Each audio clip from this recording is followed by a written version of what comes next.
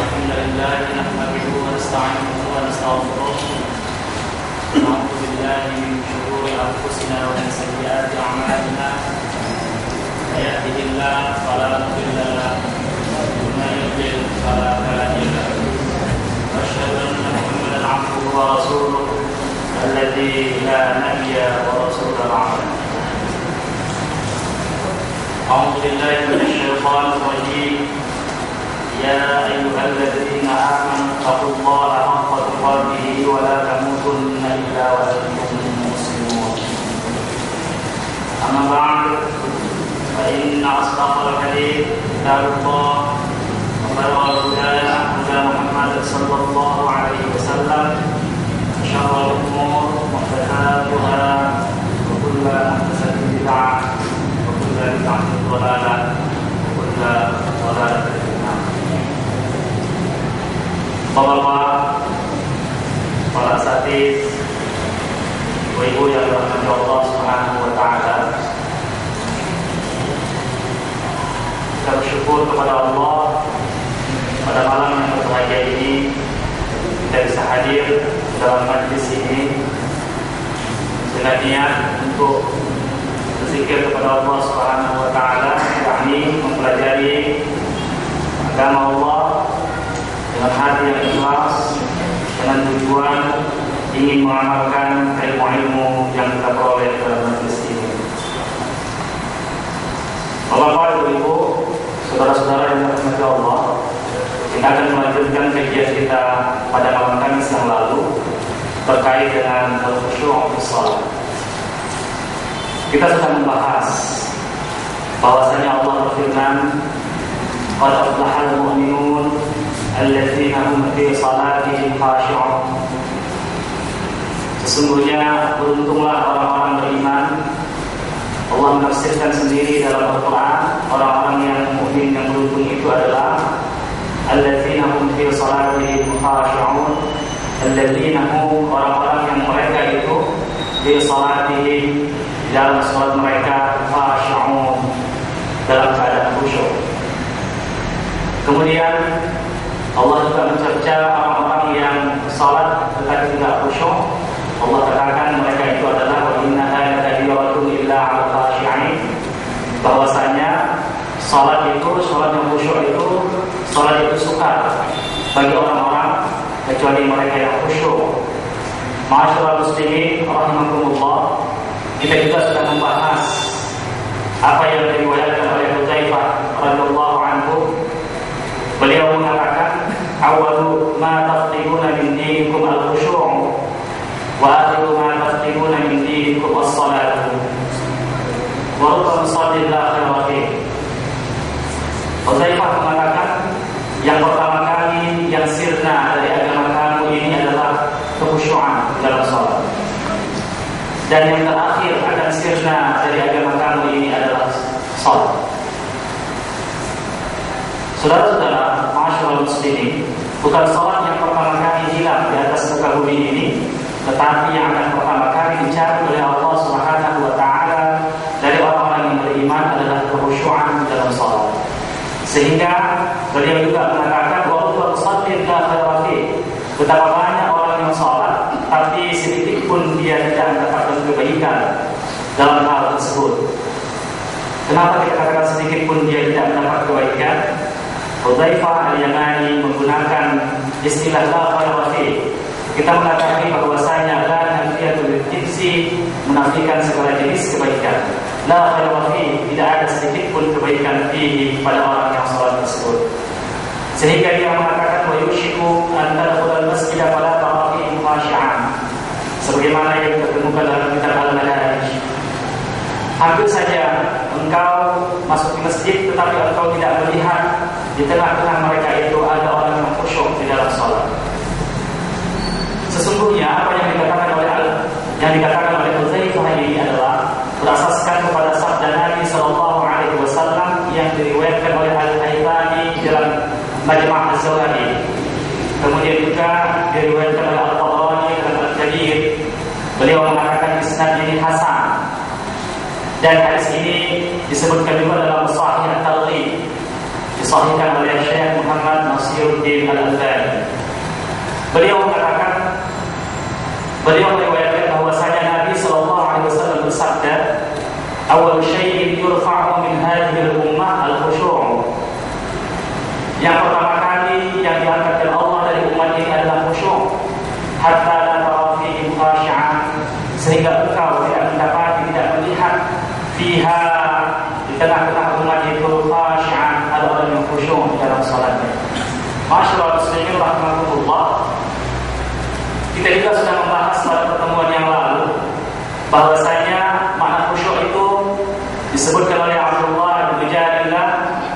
Beliau mengatakan, huwa hudurul qalbi fiha baina yaday Allah ta'ala mahabbatan lahu wa ijlalan wa khawfan min 'iqabi wa raghbatan fi thawabi mustahdiran liqurbihi fa yasulu lidzalika qalbuhu wa tatma'innu nafsuhu wa taskunu harakatuhu muta'addiban baina yaday rabbih mustahdiran jami'a ma yaquluhu wa yaf'aluhu fi salatihi min awwalihi ila akhirih fatazulu bidzalika al-iswasu wal ifkar wal afkar.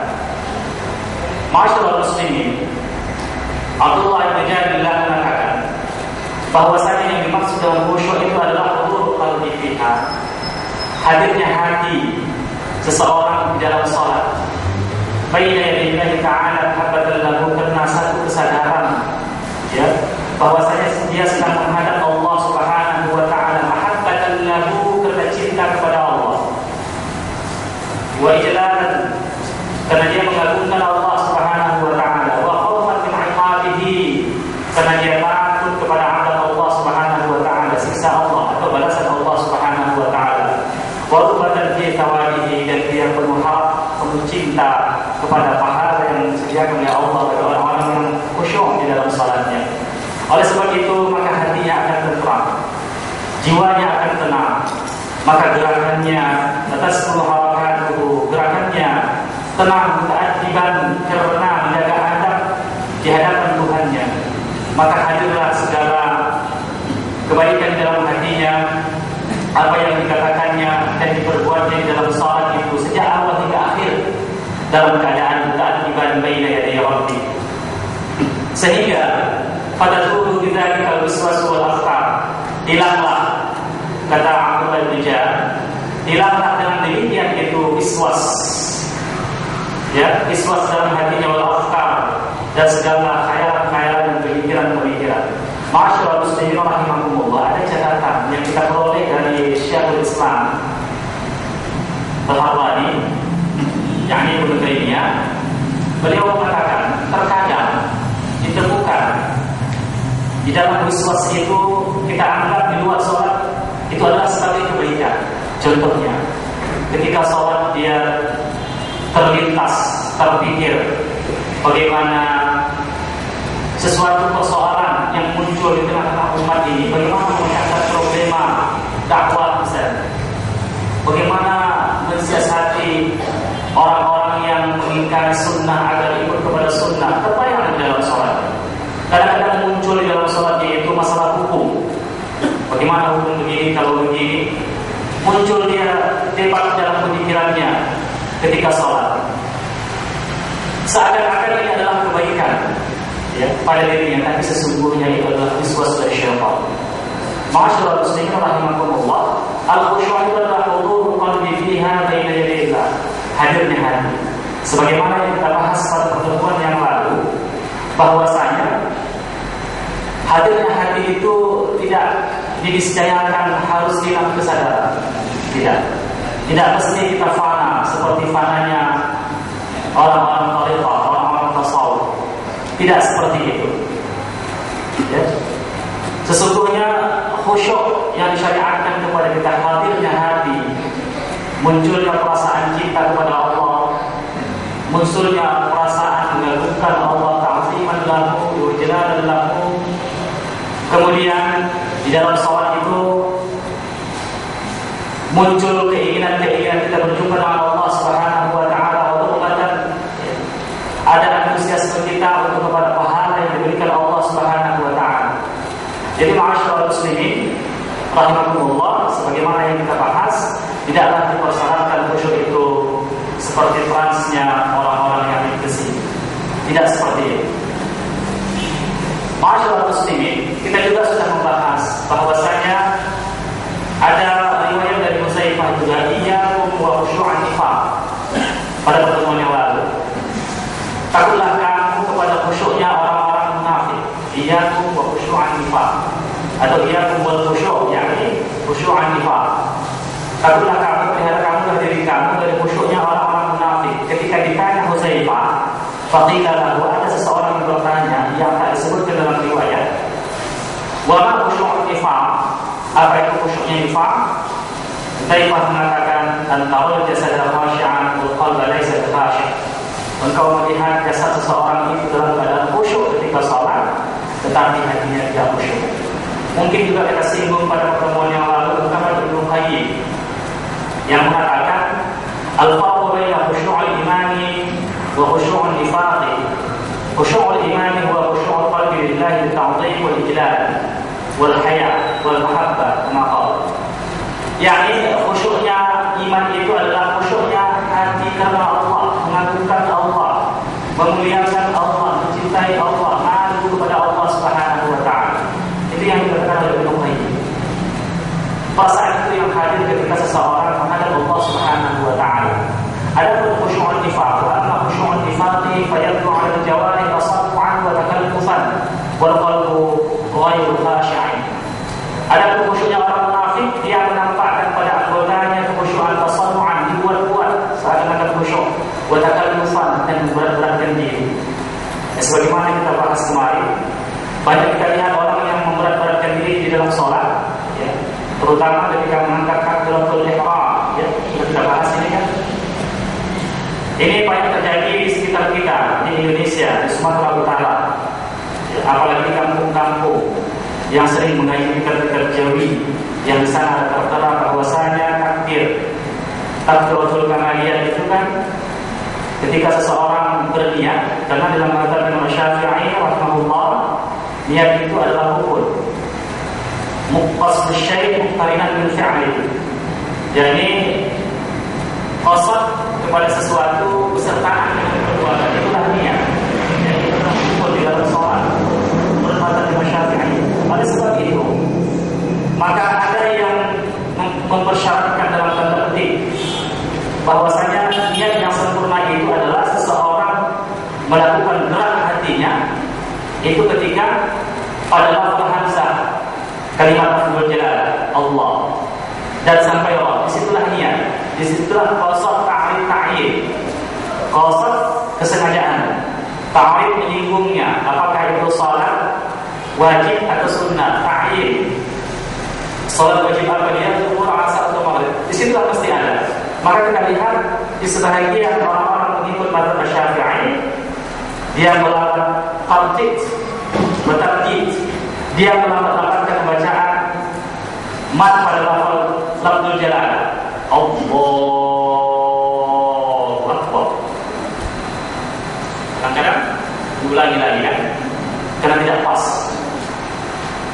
Tidak boleh terdahulu niat daripada hamzah. Kalau terdahulu niat sampai pembahasan di sekitar itu tidak sah, karena mendahului niat daripada perbuatan. Sedangkan ini adalah rukun muqtarin bil fi'l. Ini adalah mazhab Imam Syafi'i. Ya, maksud saya Syafi'iyah. Ya.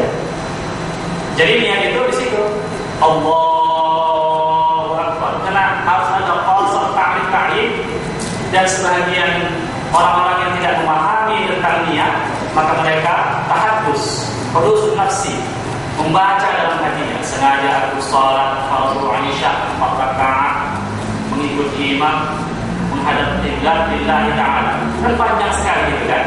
Padahal itu hudusun nafsi, bukan niat. Hudusun nafsi di dalam mazhab Imam Syafi'i sendiri tidak sah, mesti niat qasad.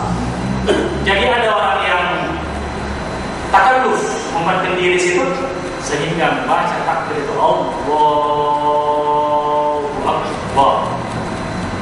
Seperti itu kan? Banyak kita lihat memberatkan diri ketika salat takalluf. Padahal niat tidak seperti itu, adalah qasad kesengajaan. Tidak pernah ada satu hadis pun mengatakan bahwasanya kita membacakan niat itu mulai dari hamzah sampai ra pada kalimat Allahu Akbar. Memang di sini ada khilafiyah para ulama. Ada yang mengatakan itu syarat salat, maka boleh buat salat. Ada yang mengatakan itu adalah rukun di dalam salat. Kalau itu rukun di dalam salat, niat itu rukun, bukan syarat. Tetapi tidak ada perintah untuk melakukan tamdid wa ta'did, untuk mengulur-ulurkan, ulang-ulangkan. Bahkan kita membaca di dalam kitab Majmu' Syarah Al-Muhadzab, Imam Nawawi mengatakan itu tidak dilarang dibaca. Ya, Imam Nawawi mengatakan, Imam Nawawi adalah mazhab Imam Syafi'i. Beliau mengatakan tidak dimatkan lebih dari ukuran, ya. Dia mengatakan tidak dimatkan, tidak dimolorkan, cukup Allahu Akbar. Karena itu dua harakat, cukup hanya dua harakat. Berbeda dengan takbir intiqal, perpindahan antara rukun, itu berbeda di situ. Jadi ma'asyiral muslimin rahimakumullah, tidak boleh takalluf. Sehingga sebahagian sahabat mengatakan, a'udzu billahi min khusyu'in nifaq. Ya. Aku berlindung kepada Allah daripada khusyuknya orang-orang munafik. Dia memperagakan seakan-akan dia adalah orang yang khusyuk di dalam salat, tetapi tidak khusyuk. Ma'asyiral muslimin, berarti bukan kita tidak boleh untuk mengikut persis seperti sunnah, bukan itu persoalan. Yang dimasalahkan di sini adalah tasannu'an. Araikal ladzi yukadzibu bid-din. Terus fadzalika alladzi yad'u al-yatim wa la yahuddu 'ala ta'amil miskin fawailul lil musallin. Terus alladzina hum 'an salatihim sahun alladzina hum yura'un. Itu yang menjadi persoalan. Bukan karena kita persis mengikut sunnah Rasul dikatakan kita tasannu', maka kalau tidak, bukan itu yang dimaksud. Jadi ma'asyiral muslimin, kita juga sudah membahas kemarin bagaimana alamatul khusyuk, ya, khusyuk iman dan nifaq. Kemudian kita juga sudah membahas pada pertemuan yang lalu tentang hukum khusyuk itu dalam qaul yang wajib adalah wajib hukumnya. Jadi Ibnu Taimiyah juga sudah menjelaskan beberapa dalil tentang kewajiban itu.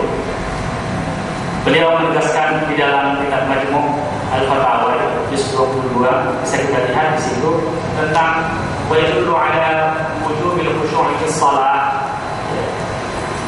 Bahwasanya ayat Al-Qur'an seperti qad aflahal mu'minuna alladzina hum fi shalatihim khashi'un itu menunjukkan wajibnya khusyuk di dalam salat, dan beberapa hadis yang beliau kemukakan. Tentang keutamaan khusyuk jangan ditanya. Dalam riwayat dijelaskan, Abu Dawud meriwayatkan hadis ini dan dimasukkan dalam kitab Sahih Al-Jami'. Sami'tu Rasulullah sallallahu alaihi wasallam yaqul, aku pernah mendengar Rasulullah sallallahu alaihi wasallam bersabda, yaqul sedang bersabda, khamsu salawati fardhuhunna Allah. Khamsu salawatin fardhuhunna Allah ala ibadihi. Man ahsana wudu'ahunna wa salatahunna li waqtihinna fa atamma wudu'ahunna wa sujudahunna wa khushu'ahunna kana lahu 'inda Allahi 'ahd. Apa yang Allah? Ay yaghfir lahu wa ma ay yaghfir lahu. Wa ma lam yaf'al falaysa lahu 'inda Allahi 'ahd. In syaa'a ghafara wa in syaa'a 'adzaba. Jadi beliau mengatakan, aku pernah mendengar Rasulullah SAW sedang bersabda, ada 5 salat yang difardukan oleh Allah kepada hamba-hambanya. Siapa yang memperbaiki wudunya, salatnya tepat pada waktunya, lalu dia menyempurnakan rukuknya dan sujudnya serta khusyuknya, kana lahu 'inda Allahi 'ahdun ay yaghfir lahu. Maka baginya di sisi Allah ada janji. Allah berjanji kepadanya, ayyaghfir lahu, akan mengampunkan dosa-dosa. Wa man lam yaf'al, siapa yang tidak melakukan itu, falaysa lahu 'inda Allahi 'ahdun, Allah tidak berjanji apapun kepadanya. In syaa'a ghafara wa in syaa'a 'adzaba. Kalau Allah mau, Allah ampunkan, kalau tidak, maka tidak. Jadi ma'asyiral muslimin rahimakumullah, dalam akidah kita Sunnah wal Jamaah merujuk kepada Al-Quran dan Sunnah Nabi Sallallahu Alaihi Wasallam, bahwasanya mustahil Allah Subhanahu wa Ta'ala melanggar janji. Inna Allah la yukhliful mi'ad. Mustahil Allah melanggar janjinya. Allah katakan Allah akan menghapuskan dosa orang-orang yang khusyuk. Jadi inilah fadilah yang lebih utama dalam kehidupan kita. Ma'asyiral muslimin, memperbaiki wudu segala perangkat wudu. Termasuk dalam memperbaiki wudu itu sedikit menggunakan air dalam berwudu. Melengkapi di mana batas-batas wudu dan sunnah-sunnah wudu. Mendidihkan air dalam berwudu termasuk asal wudu. Ya, kebaikan wudu. Jadi ini tema ini sekarang saya ceramahkan di beberapa tempat. Mungkin ada orang yang mengikuti pertemuan saya dalam majelis yang lain. Saya ceramahkan ini karena ini adalah dianggap persoalan sederhana, tapi sesungguhnya ini adalah sesuatu yang diwanti-wanti oleh Nabi. Yang pertama akan diangkatkan dari umat ini adalah kekhusyuan, bukan sholat yang diangkatkan oleh Allah, yang dihapuskan oleh Allah Subhanahu wa Ta'ala. Jadi ma'asyiral muslimin, Imam Syafi'i dia wafat di mana? Di Mesir. Di Mesir dia wafat. Dan Islam itu di ceramah yang bagus. Telah ada pertanyaan insyaallah, dan bukunya sangat terbatas. Ma'asyiral muslimin rahimakumullah, Imam Syafi'i rahimahullah wafat karena penyakit sulsul baul, penyakit ambeien. Dia wafat itu jaraknya bercucuran. Karena Imam Syafi'i itu banyak duduk. Kendati pun kita orang yang dekat dengan Allah, insya Allah seperti itu. Tetapi sunatullah berlaku untuk kita, termasuk pada Imam Syafi'i. Beliau adalah orang yang banyak duduk. Ketika di Mesir itu, setelah sholat subuh dia ada majlis. Kemudian jam 11 dia pulang ke rumah. Dia tidur sejenak, kemudian ke masjid lagi, sholat zuhur. Setelah itu ada majlisnya. Kemudian nanti setelah asar ada majlisnya. Malam ada majlisnya. Setelah itu dia mulai setelah kita banyak duduk Syafi'i. Maka wafatnya beliau itu pernah satu ketika beliau dinaikkan ke atas punggung kendaraannya, dan dia memakai rok, sepatu bodi itu, maka penuh darah bercucuran. Ketika dia sakit, ditampung di bawah jipatnya itu, tempat tidurnya itu ember, semacam ember, menampung darah Imam Syafi'i. Jadi itulah penyakit yang membawa Imam Syafi'i wafat. Jadi ma'asyiral muslimin rahimakumullah, ketika itu hadirlah murid beliau Sulaiman Al-Jizi, Radih bin Sulaiman Al-Jizi, bukan Radih bin Sulaiman Al-Radih. Ya, itu yang meriwayatkan kitab Al-Bukhari bersama Al-Biyar. Ya. Jadi ma'asyiral muslimin rahimakumullah, ketika itu Imam Syafi'i adalah orang yang sangat peduli kepada kebersihan tohara. Ketika dia wafat, ada seorang wanita di dekat rumah beliau, atau itu terjadi kan di Mesir itu kan tidak berapa lama ya, atau pemilik rumah itu ada pujiannya kepada Imam Syafi'i.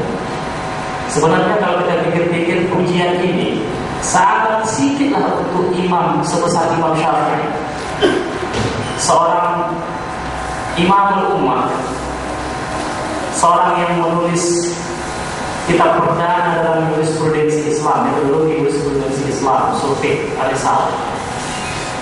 Itulah yang pertama dituliskan. Seorang yang menulis kitab al-um yang begitu luar biasa. Pujiannya apa? Wanita itu. Pujiannya hanya sedikit. Imam Syafi'i itu adalah orang yang paling bagus dalam wudu. Dia sangat sedikit menggunakan air. Hanya itu pujian. Jadi ma'asyiral muslimin rahimahullah, ini menunjukkan sebenarnya kalau kita pahami dalam redaksi ini ya, yang paling sedikit aja itu dijaga dengan. Jadi termasuk dalam membaikkan wudu itu adalah menyedikitkan air. Kita di sini kebanyakan air, kadang-kadang keran itu dia habis atau kosong, gitu kan? Ya seperti itu. Jadi seperti Imam Abu Hanifah itu biasanya mereka dipakai itu kan ada seperti itu, ya. Kalau dia berwudu dari teko itu, dari teko, tampuk, maka cukup hanya 1 liter air. Tampuk, dituangkan oleh muridnya. Abu Hanifah. Saya tidak menyebutkan ada seorang murid beliau. Ada seorang murid beliau. Pernah Imam Syafi'i mau wudu, dijualin muridnya. Imam Abu Hanifah. Imam Abu Hanifah mau wudu, dijualin muridnya. Jadi Imam Abu Hanifah orang yang mendidikkan dalam menggunakan air. Agak kepayahan lah beliau.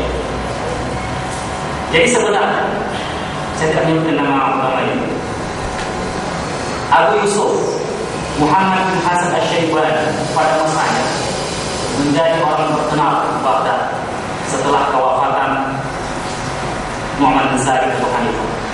Tapi si murid ini lebih cerdas dari Abu Yusuf dan Muhammad bin Hasan Asy-Syaibani.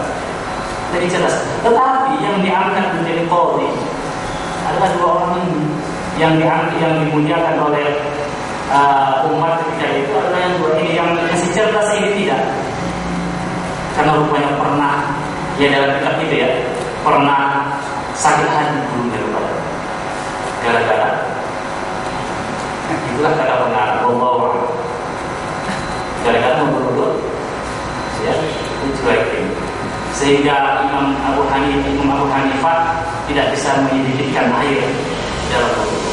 Jadi wa'asana wudu, teringat saja ya. Jadi menyedikitkan air dalam wudu adalah bagian daripada wudu. Jadi ma'asyiral muslimin rahimakumullah, dalam hadis yang lain diriwayatkan oleh Imam Al-Bukhari, kemudian An-Nasa'i, kemudian dikasih juga dalam Sahih Al-Jami', Nabi bersabda, "Man tawadda'a fa ahsana wudu, thumma shalla rak'ataini yuridu bihima wajha Allah, ghafara Allahu lahu ma kana qablahu." Wa fi riwayatin illa wujibat lahul jannah, atau wajabat lahul jannah.